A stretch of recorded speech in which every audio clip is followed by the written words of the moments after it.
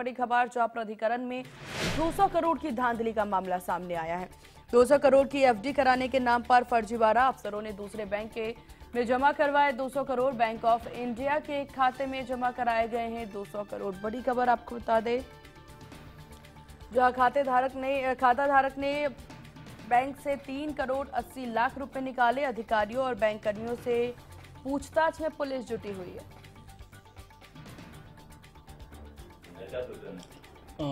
थाना 58 में कल 4 जुलाई को एक तहरीर प्राप्त हुई, जिसमें नोएडा प्राधिकरण की तरफ से बताया गया कि उन्होंने जो पैसे एफडी के लिए जमा किए थे बैंक में, उसमें से 3.8 करोड़ रुपीस निकाले गए हैं, उनका गबन हुआ है और 9 करोड़ रुपए निकाले जा रहे थे, जो सफलतापूर्वक वापस आ गए।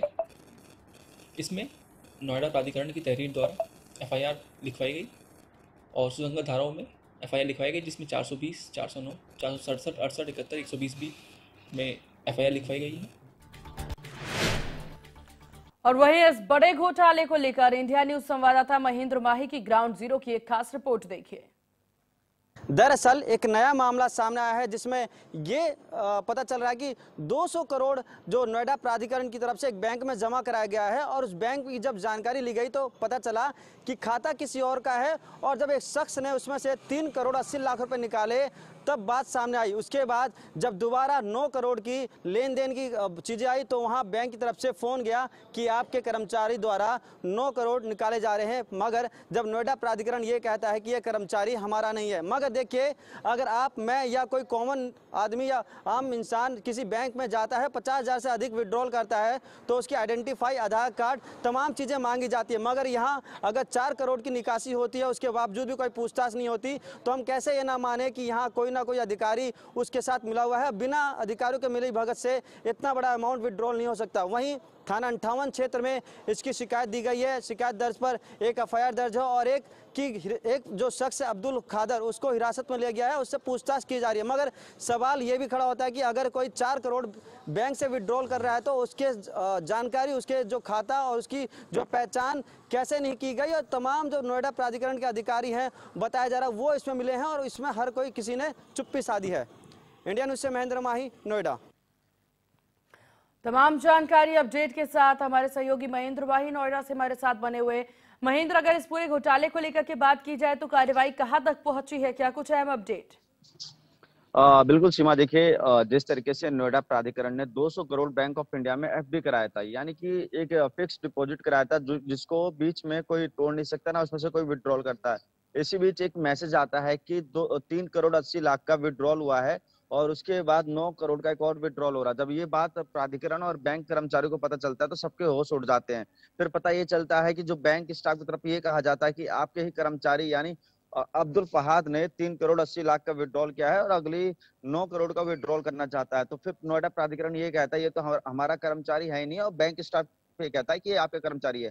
तो कहीं ना कहीं देखिए, इन दोनों बीच या नोएडा प्राधिकरण की बात करें या बैंक कर्मचारी की बात करें, दोनों के बीच कोई ना कोई तो ऐसा है जो दोनों को ही जानता होगा। नहीं तो देखिए, 4 करोड़ विड्रॉल करना कोई मामूली बात नहीं है। हम, आप या कोई भी इंसान अगर बैंक जाता है, अपने ही खाते से अगर 50,000 भी निकालता है, तो उसको अपना आधार कार्ड देना पड़ता, अपना पैन कार्ड देना पड़ता, अपनी पूरी पहचान देनी पड़ती है, वहाँ साइन करना पड़ता है।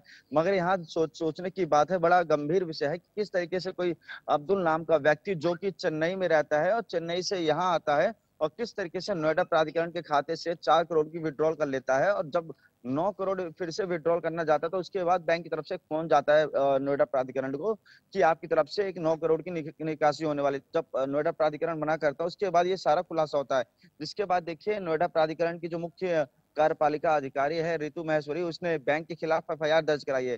पहली बार ऐसा हो रहा है कि स्टेट बैंक और बैंक ऑफ इंडिया के खिलाफ एफआईआर दर्ज हो रही है, और इसमें कहीं ना कहीं देखिए लापरवाही तो सामने आ रही है। अगर कोई भी बैंक या कोई भी इंसान या कोई भी फर्म, चाहे नोएडा प्राधिकरण हो या कोई अन्य खाता धारक हो, अगर वो अपने पैसे एफडी करा रहा है, तो उसमें अगर कुछ 4 करोड़ विड्रॉल होते हैं, तो बहुत बड़ी लापरवाही सामने आ रही है। क्योंकि देखिए, कोई भी इंसान कहीं भी जाता है बिना आइडेंटिटी प्रूफ, बिना आईडी कार्ड, बिना बिल्कुल। और यहाँ पर देखिए महेंद्र, समझने वाली बात है कि इतनी बड़ी रकम निकाली जा रही है, और यहाँ पर हालांकि अगर बैंक की तरफ से कॉल चला गया कि 9 करोड़ निकालने की कोशिश अब की जा रही है आपके द्वारा।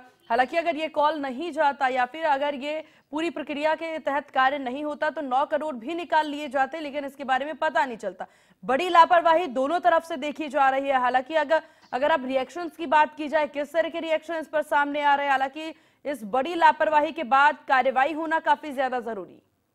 बिल्कुल, देखिए कल देर रात नोएडा प्राधिकरण की तरफ से एक प्रेस रिलीज जारी किया गया जिसमें साफ तौर पे लिखा गया था कि जो ये 3 करोड़ 80 लाख रुपए जो विड्रॉल हुए हैं ये बैंक के कर्मचारी ने ही निकाला है। और कहीं ना कहीं देखिए बैंक की तरफ से भी एक प्रेस रिलीज जारी किया गया है, उसमें कहा गया है कि जो नोएडा प्राधिकरण के 200 करोड़ एफडी कराए थे उसका एक भी जो राशि है इधर से उधर नहीं हो रहा, जो भी जिम्मेदारी है हमारी है। तो कहीं ना कहीं देखिए बैंक का स्टाफ भी इसमें मिला होगा, क्योंकि देखिए बिना बैंक के स्टाफ के मिले मैं एक बिल्कुल। सिंपल सी बात है, अगर मैं बैंक में जाता हूं अगर मेरे पास आधार कार्ड नहीं है तो मैं 50,000 से अधिक नहीं निकाल सकता, सिंपल सी बात है। मगर यहाँ देखिए उस व्यक्ति ने बैंक में फोन करता है, फोन करने के बाद ये कहता है कि मेरे इस फलाना अकाउंट में आप 3 करोड़ 80 लाख रुपए डाल दीजिए, जिसके बाद बैंक तुरंत फौरन ही उसके अकाउंट में 3 करोड़ 80 लाख डाल देता है। उसके बाद जब दोबारा 9 करोड़ की कॉल जाती है तो जो नोएडा प्राधिकरण का जो वित्त मंत्रालय जो वित्त विभाग देखता है उसके पास मैसेज आता है कि आपके पास 9 करोड़ का विड्रॉल होने वाला, तो तुरंत वो फोन बैंक में करते हैं और बैंक की तरफ से जब रिएक्शन आता है ये तो आप ही का कर्मचारी है।